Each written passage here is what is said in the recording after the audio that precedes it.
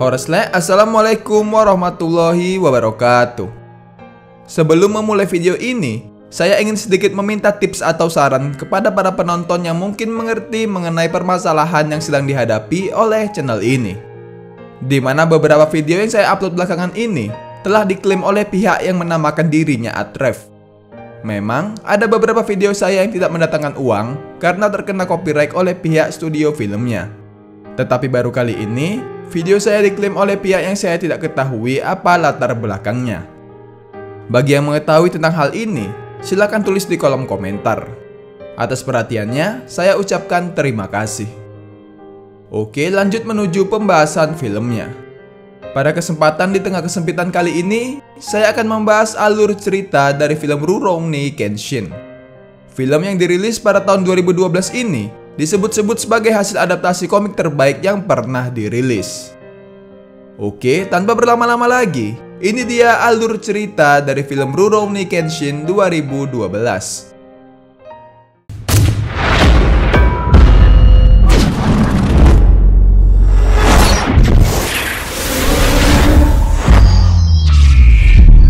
All around you.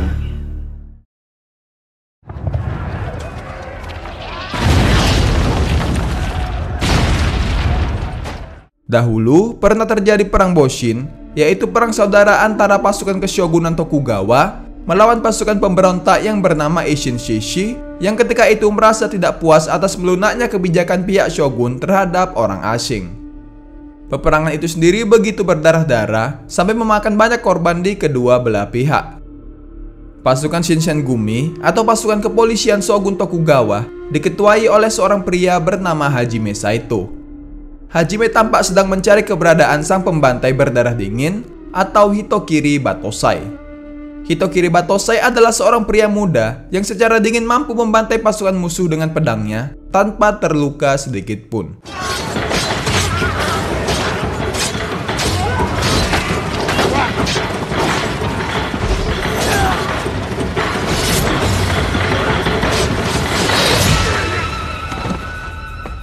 Tak lama, terdengar suara teriakan kemenangan yang dikumandangkan oleh pihak Tokugawa.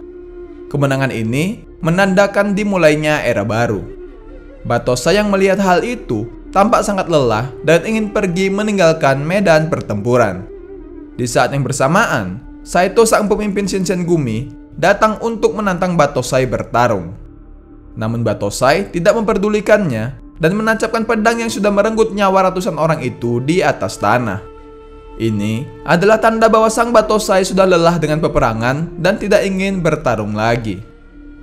Setelah perang berakhir, diperlihatkan seorang samurai yang ternyata masih hidup. Secara tak sengaja, samurai itu memegang sebuah pedang yang tertancap di dekatnya. Seketika, samurai itu merasakan berbagai kepedihan dari pedang yang telah merenggut nyawa ratusan orang itu.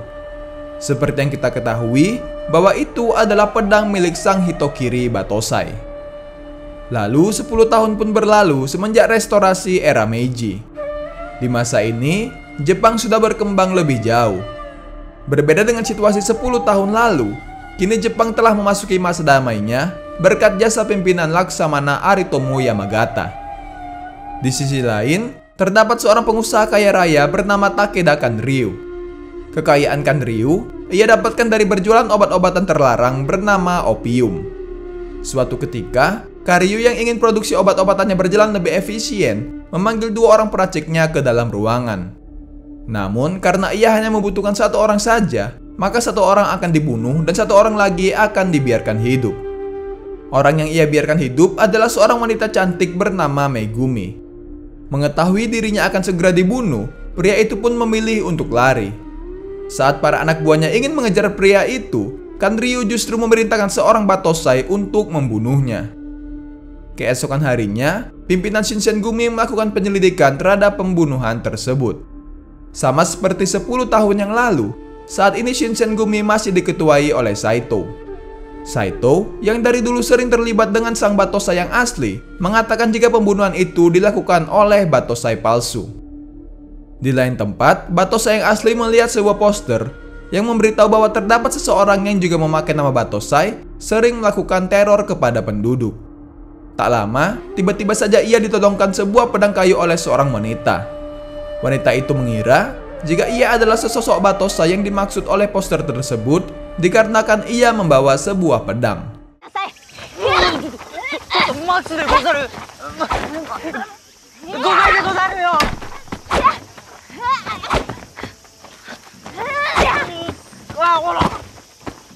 Sang Batosai memberitahu bahwa dirinya hanyalah seorang pengembara.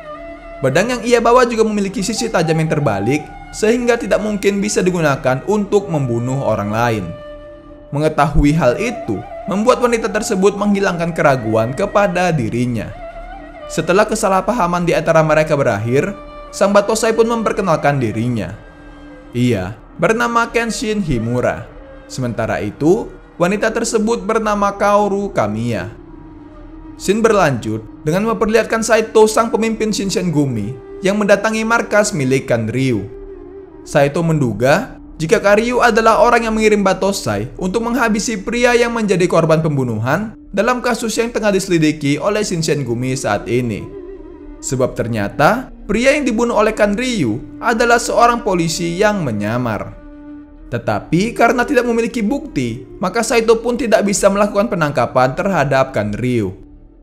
Malam harinya, Kanryu dikejutkan dengan kabar bahwa Megumi, yaitu peracik opiumnya, telah melarikan diri. Tanpa menunggu lama, Kanryu langsung mengirimkan salah satu bawahannya yang bernama Udo Jin-e untuk mencari keberadaan Megumi. Ternyata, Udo Jin-e ini adalah pria yang saat ini mengaku-ngaku sebagai seorang Batosai. Ia adalah samurai yang selamat dalam peperangan yang diperlihatkan pada awal film. Sekarang, Udo menggunakan pedang yang ditancapkan oleh Kenshin pada saat Kenshin memutuskan untuk berhenti menjadi Batosai 10 tahun yang lalu. Megumi yang telah melarikan diri memutuskan untuk pergi ke markas kepolisian atau Shinsengumi untuk berlindung dari kejaran Kanryu. Tidak berselang lama, tiba-tiba saja tempat itu diserang oleh Udo yang diutus oleh Kanryu untuk mencari keberadaan Megumi. Semua polisi yang berada di tempat tersebut habis dibunuh dengan cara yang sangat kejam sekaligus sadis.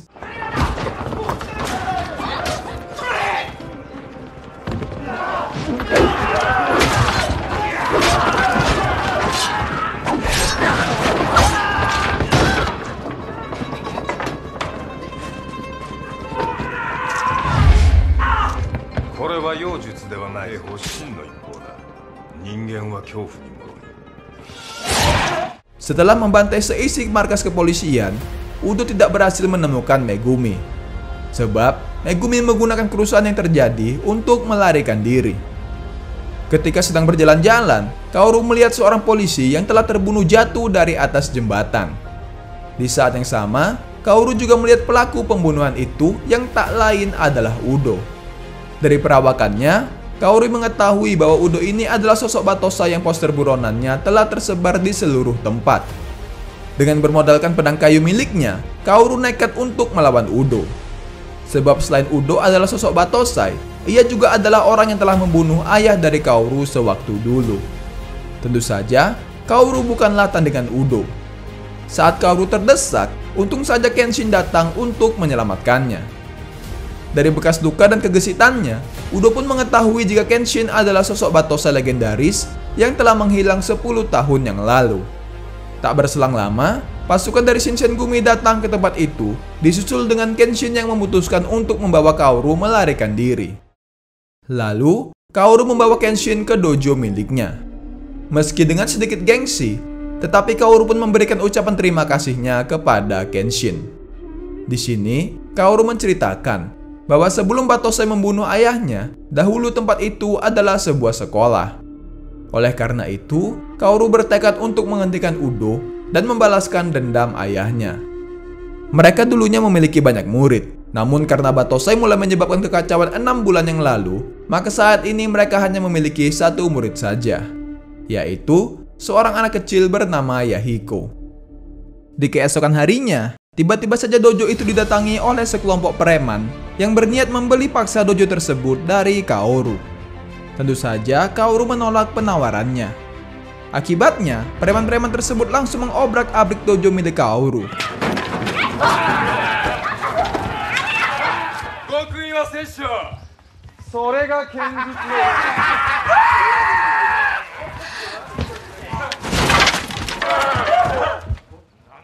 Untung saja Kenshin datang dan mencoba menghentikan preman-preman yang berada di tempat tersebut.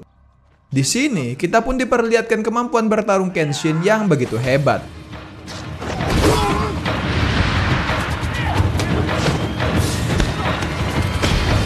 Kenshin bahkan mampu menumbangkan semua lawannya tanpa membunuh mereka.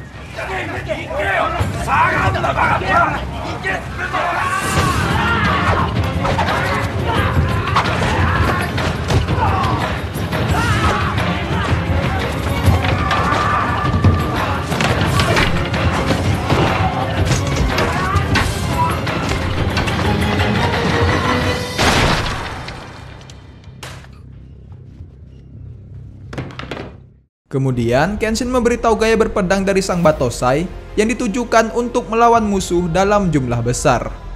Perkataan yang dilontarkan oleh Kenshin ini secara tidak langsung menegaskan bahwa ia adalah sosok Batosai di masa lalu. Tentu saja semua orang yang mendengar hal itu merasa terkejut, termasuk juga Kaoru. Tak lama berselang, pasukan polisi datang untuk mengamankan tempat itu. Tak ingin membuat dojo milik Kaoru berada dalam masalah, Kenshin langsung menyerahkan dirinya untuk dibawa oleh para polisi. Setelah ditangkap oleh para polisi, Kenshin dibawa oleh Saito sang pimpinan Shinsengumi untuk menemui Laksamana Yamagata. Di sini terungkaplah jika Kenshin dulunya merupakan seorang pembantai yang mengabdikan dirinya kepada negara demi mewujudkan perdamaian. Tujuan Yamagata membawa Kenshin ke tempatnya adalah untuk meminta Kenshin membunuh semua orang yang terlibat dalam pembuatan opium. Menurut Yamagata, beredarnya obat-obatan terlarang itu dapat menghancurkan negara mereka. Tentu saja Kenshin menolak permintaan tersebut. Dikarenakan 10 tahun yang lalu, Kenshin bersumpah untuk tidak membunuh orang lagi. Sembari mengambil pedang milik Kenshin, Saito bertanya apakah Kenshin bisa melindungi orang lain dengan sebuah pedang yang sisi tajamnya terbalik. Lantas Kenshin menjawab, jika dengan pedang itu, ia bisa melindungi orang-orang di sekitarnya tanpa harus membunuh musuh mereka. Demi meminta pembuktian, Saito menantang Kenshin untuk berduel.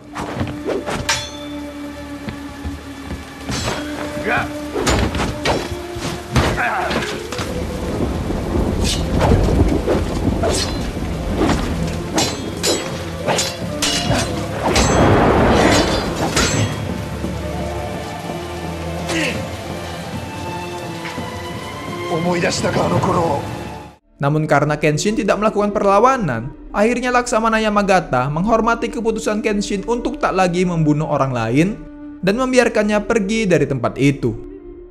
Di sisi lain, Megumi yang berhasil kabur dari kejaran anak buah Kanryu secara tidak sengaja bertemu dengan Yahiko. Tanpa pikir panjang, Megumi pun langsung meminta pertolongan kepadanya. Kembali ke Kenshin yang telah dibebaskan dari penjara. Tak disangka, ternyata Kaoru sudah menunggunya di depan markas kepolisian.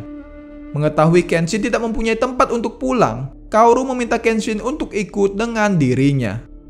Meski Kaoru sudah tahu bahwa Kenshin di masa lalu adalah Batosai, tetapi ia tetap akan membalas semua bantuan yang diberikan oleh Kenshin. Menurut Kaoru, semua orang punya masa lalu gelap yang ingin mereka hapuskan.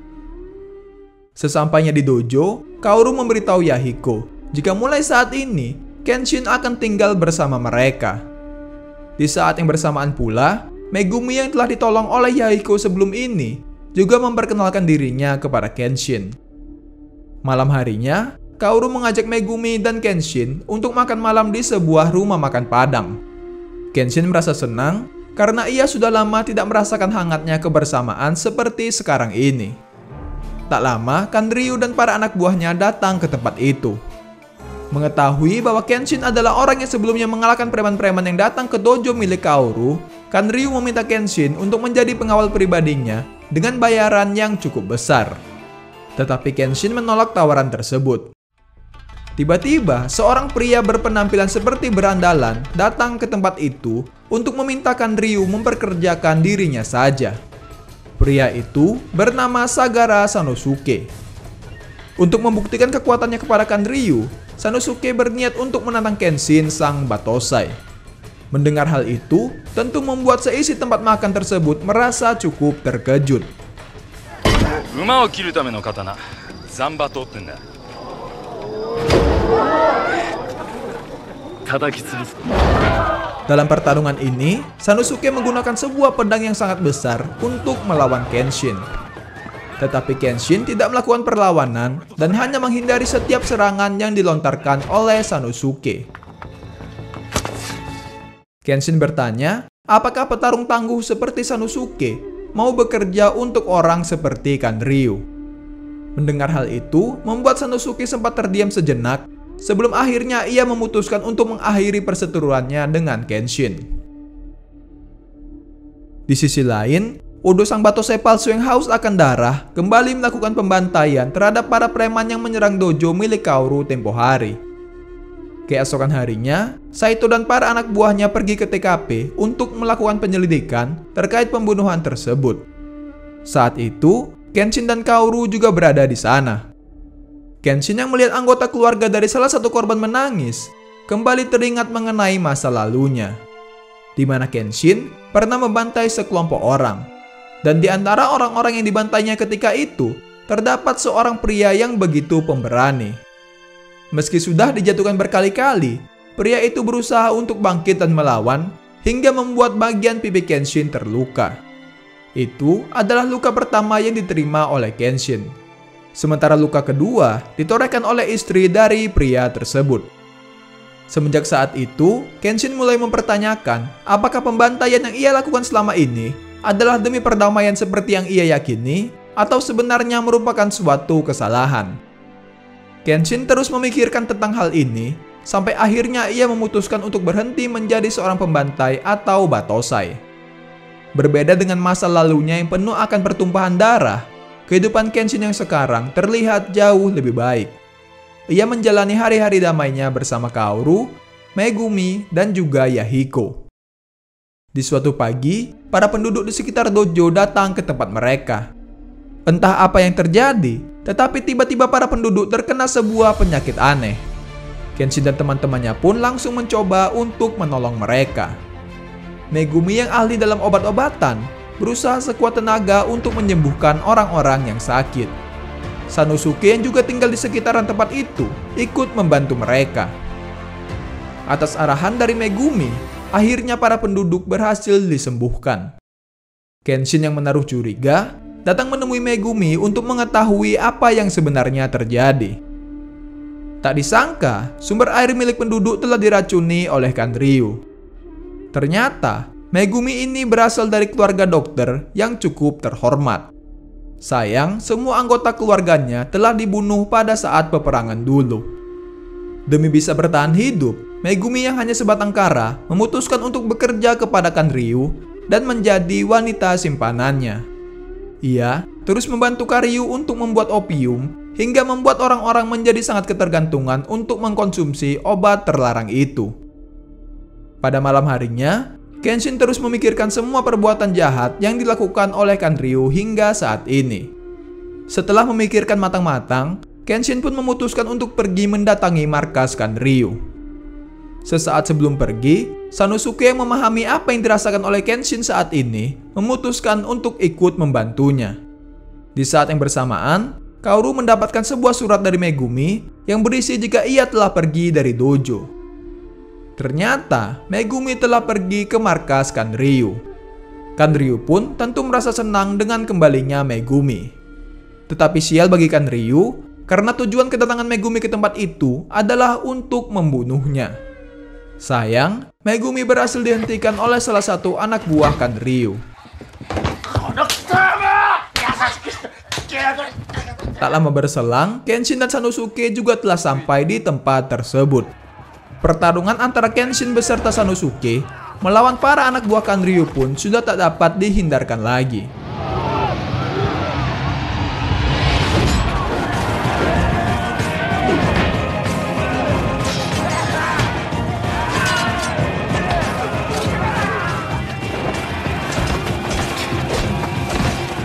Selain untuk menjatuhkan Kanryu, tujuan Kenshin dan Sanosuke datang ke tempat itu juga sekaligus untuk menyelamatkan Megumi.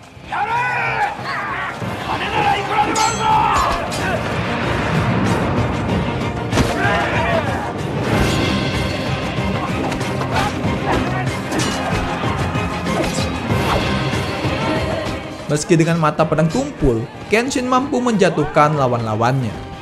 Dibantu dengan kebrutalan dari Sanosuke, dirinya dan Kenshin pun berhasil mengalahkan orang-orang yang menghalangi.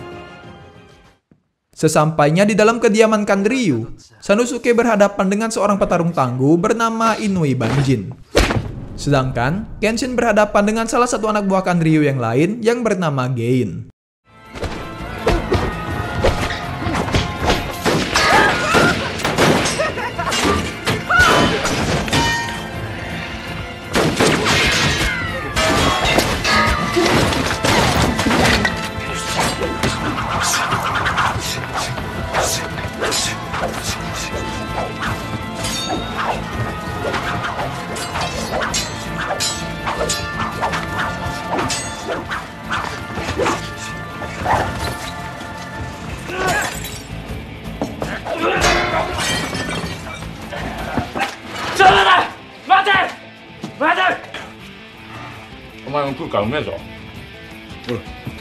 俺は菜食主義者だ。かわいそうに。くれ。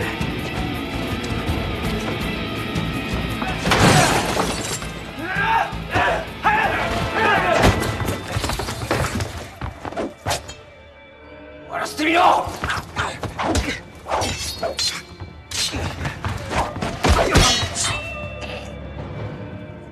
Setelah memenangkan pertarungan, Kenshin dan Sanosuke lanjut untuk pergi ke ruangan Kanryu.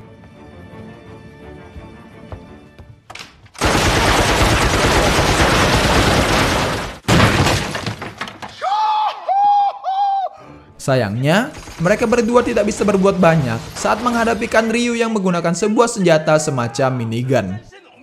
Untung saja, Yahiko berhasil menghubungi pihak Shinsengumi sehingga Saito sang pimpinan bisa datang ke tempat itu untuk membantu Kenshin.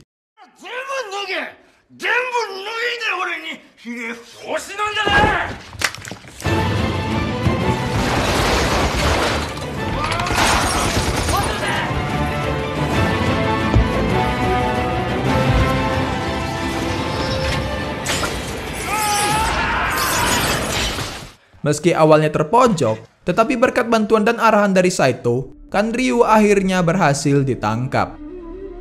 Setelah menjatuhkan lawan-lawan mereka, Kenshin langsung bergegas menyelamatkan Megumi.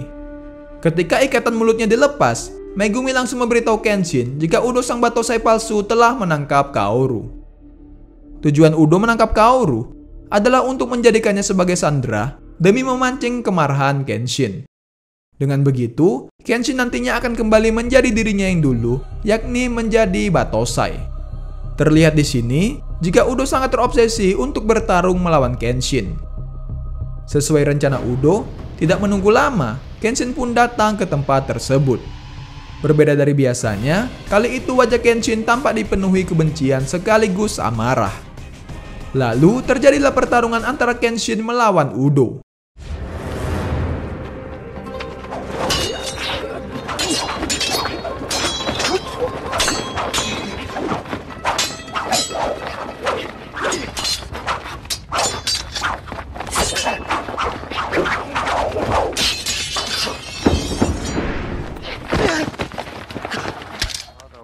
Dalam duel ini, Udo berusaha untuk membuat Kenshin menjadi dirinya yang lama.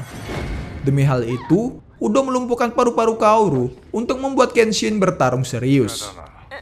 Agar bisa menyelamatkan Kaoru, Kenshin memiliki dua pilihan, yaitu membunuh Kaoru atau membunuh sang pemilik jurus yang tak lain adalah Udo. Demi menyelamatkan Kaoru, Kenshin bahkan sampai berniat melanggar sumpahnya untuk tidak membunuh orang lagi. Akhirnya, Kenshin menghadapi Udo secara serius.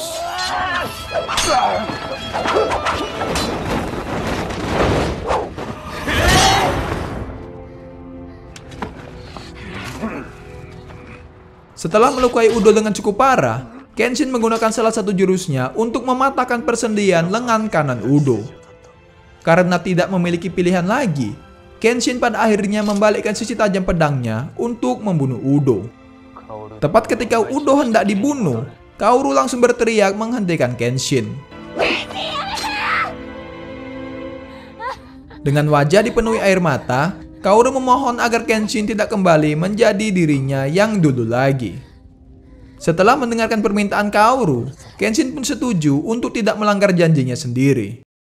Tentu, Udo sangat marah mendengar hal ini. Karena telah membuat lengan kanan Udo lumpuh, Kenshin mengatakan jika Udo tidak akan bisa mengalahkan dirinya dengan tangan kiri. Secara tak terduga, Udo malah justru membunuh dirinya sendiri. Setelah Udo Jin-e tewas, Kenshin langsung membawa Kaoru pergi meninggalkan tempat tersebut.